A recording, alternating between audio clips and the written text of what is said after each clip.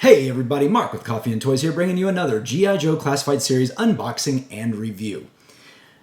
Got another good one today, folks. This one's probably landing in your mailboxes right now. If not, you'll probably be able to find it just about anywhere, because today we are going to Cobra. We are going to the next Cobra Trooper repaint in the line, and of course I am talking about number 91, the Cobra Crimson Alley Viper. Let's talk about it. Yes, the Cobra Crimson Alley Viper.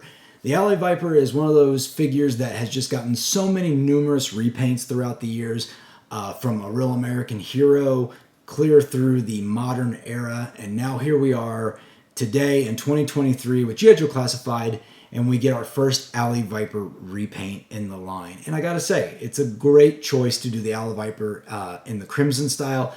Again, if you're not familiar, the Crimson Strike team that has recently come out. Make sure you check out my video on that, by the way. There's a certain number of Cobra loyalists to Baroness, Tomax, and Zaymont, and that's the Crimson Strike team. So they've got the Crimson Bat, they have Crimson Guard. Who else do we have? Crimson Vipers, and now we have Crimson Alley Vipers. So the Crimson Alley Viper is actually not completely new. They did do a Crimson Viper, Alley Viper somewhere in the post A Real American Hero and even before the modern era. Now, they did do a modern era Crimson Viper. They didn't call it a Crimson Viper, Alley Viper. They just called it an Alley Viper. But I believe there was even a Crimson Alley Viper somewhere in between that 97 to 2005 range of figures when they were just experimenting and doing all sorts of craziness. But all that said, it is 2023 and we now have a 6-inch Crimson Alley Viper to go along with our Crimson Strike team. So, in case you're new to the channel, first of all, welcome. But in the channel, I review figures. They could be WWE Mattel figures, they could be G.I. Joe, they could be Star Wars, they could be Masters of the Universe. But I am an open box collector. I take those figures out because I'm an out-of-box collector, and we review them. First, we'll look at it in the package, and then we'll take it out, we'll accessorize it, we'll talk about it, we'll do some comparisons, and then I'll give you my thoughts on the end, and you can drop me a comment below and tell me that I'm full of crap or that you completely agree with me. Either way, make sure to have a discussion by dropping a comment down below, liking this video, and make sure you hit that subscribe button set to all notifications, because we are dangerously close to 1,000 subscribers, which just my mind. Because you guys are awesome and I appreciate it, and we're going to be giving away some great stuff when I hit that 1,000 subscriber mark. So stay tuned, subscribe, comment, like, all that jazz. But for now, let's head over this way and check out the Crimson Alley Viper. And here we have it. We have the G.I. Joe Classified Series Cobra Crimson Alley Viper. Like I said earlier, this is part of the subset of Cobra, the Crimson Strike team that hail loyalty to the Baroness and Tomax and Zaymont. So we've been getting a lot of Crimson characters, and of course the Alley Viper wasn't far behind the others. So we do have a pre-rendered image of the Alley Viper. Looks like in maybe some sort of woodland setting. Very not an urban setting at all. So it's an interesting choice to say the least. I mean, the red definitely pops against the green, but I'm going to question the storytelling behind this one because I just really don't understand it. But that all being said, we do see up here the loadout that will be coming with your figure. Hopefully it's inside, since this is the plastic-free packaging still. We don't know until we actually open it what's inside. But we do have some beautiful artwork on the side of the Crimson Alley Viper, looking menacing with his visor up. And we will spin around to the side. Of course, we see that he is number 91 in the series. We've got that useless QR code that maybe one day they'll actually connect to the iconography page. Come on, Hasbro, I'm getting tired of repeating myself. Spinning it over to the back, we see that the Crimson Alley Viper stands 6.4 inches tall, so he's just a little bit taller than your average G.I. Joe Classified figure. And he comes with a load of accessories, which seem to be complete reuse of the first Alley Viper, but we will get into some comparisons later to make sure that is the case. We can zoom in right here, and you can see that his face mask does have a biohazard symbol on it, which is new. Very interesting. Kind of want to know more about that one. And then, of course, we also get a close-up of his backpack and how his gun connects to his backpack. Now, if we move further down the box, we do see that iconography, and hopefully I will get it on the screen and it'll actually all fit, and I will put up on the screen so you can review at your own leisure what those actually mean. And yeah, I'll just give you a few more seconds to check that out before we go to zooming back out. And finally, we spin it over and we see that same artwork just blown up a little bit more, looking very good. I do like the orange background here. I like the menacing look in his eye. And of course, this is number 91 in the series, so close to 100. All right, that being said, this is our final look at the packaging, but now let's have some real fun and get this Crimson Alley Viper out of the packaging and see what this figure is all about. All right, here we have the Cobra Crimson Viper, and this is just exactly what you would expect. It is a 100% grade A repaint of the Alley Viper that we got originally in the classified line, and that's not necessarily a bad thing, especially for those folks that like the Alley Viper from the modern era's Pursuit of Cobra line. I believe that's what it was from. That was an excellent figure, and this one is based almost directly on that. It looks wonderful, but we'll go ahead and review the figure from the top down. Of course, we have that beautiful face sculpt. Looks very good in the black and red. Good contrast there. Just spinning around. And again, I don't want to, I'm not going to act like I'm not, I'm underwhelmed only for the fact that it is just a straight repaint of the figure, but it's still a solid figure. Now, do I wish that it did have pinless arms and legs? Yes, of course I do. But they've done a great job at giving us a troop builder that, if you don't like your G.I. Joe's neon, this is definitely a good replacement. Of course, he does have the articulation, the double joint elbows. Just playing all the hits going down the body. It's a solid figure for a repaint. Spin it around so you can see the back of it a little bit. Mine's got some gimpy leg syndrome going on, so I'm trying to fix that. I do like the additional the gray that breaks this black up. It's very nice, especially with the knee pads, the shin bracers, and the actual pistol holster. It's actually very nice. So that being said, again, mine is just gimpy.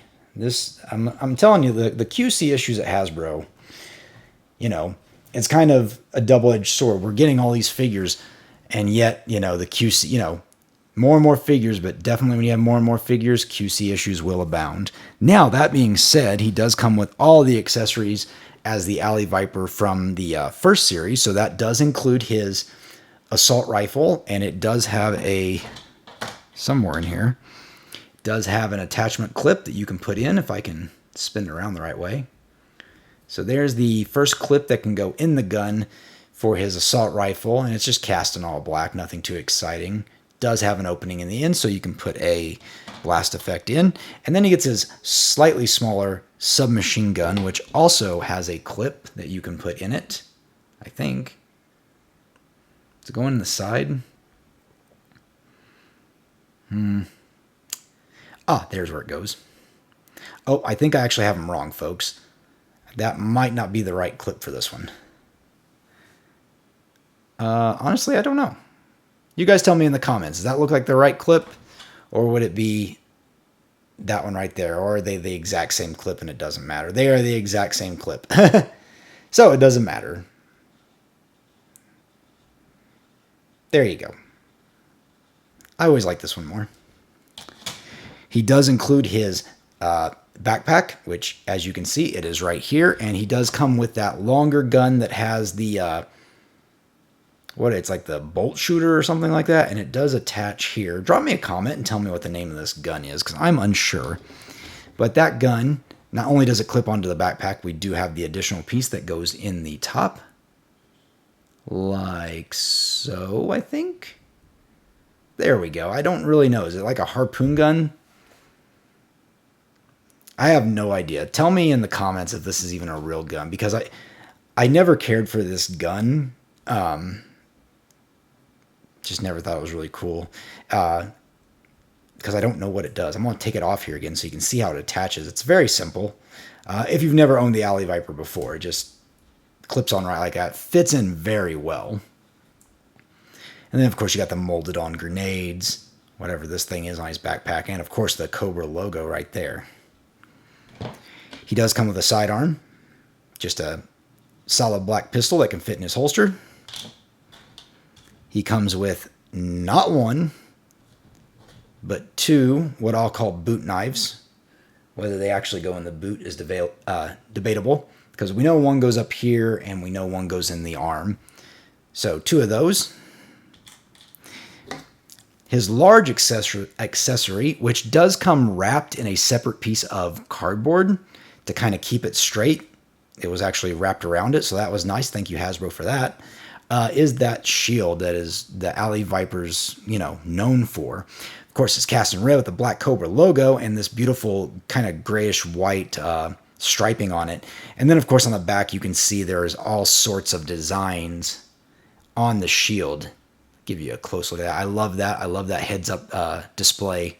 Very cool. And I love how you can just slide these rubber, whatever you want to call them, around the arm of the soldier. And you can turn it this way or you can turn it that way. But yeah, very cool. Nice to see they kept with this. And then finally, he does have his face shield accessory, which, like I said, is cast in red, but also has this biohazard logo. So very cool, very cool. One thing I did notice, and I'll get to this in the comparisons, but it does have a little screen on the inside, which is very cool. My other Alley Viper does not have that screen, and I'm kind of surprised. I don't know if my Alley Viper was just, do all orange and blue Alley Vipers have that screen, and mine just didn't get printed, or is it never on there? But this Alley Viper definitely has it, and I do appreciate that.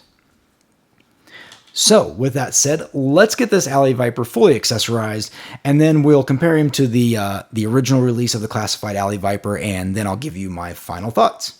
Okay, I was able to get the Alley Viper as accessorized as I possibly could. The one weapon he cannot carry, I guess you could put the other gun in this hand as well, behind the shield. But he does do a very good job of carrying everything else very well. As you can see, he's very kitted out right now. A little heavy. The kind of gimpish feet he's got going on, I feel like he's not the most stable right now. But I also felt that with my original classified series Alley Viper. But as you can see, we do have that visor, and it does just simply lift up as such. You can zoom in and see that now that we've got him fully accessorized. As always, just like with the other figure, this damn knife sheath gets in the way, and it's just makes it very awkward. That clip from the submachine gun popped out so many times as I was trying to get him displayed. But yeah, you can see where the pistol goes in. Just very good. You can see the backpack on his back now with the gun attached. And yeah, looking like a solid Alley Viper of the Crimson variety. Now, the question is, can I get him to stand back up long enough?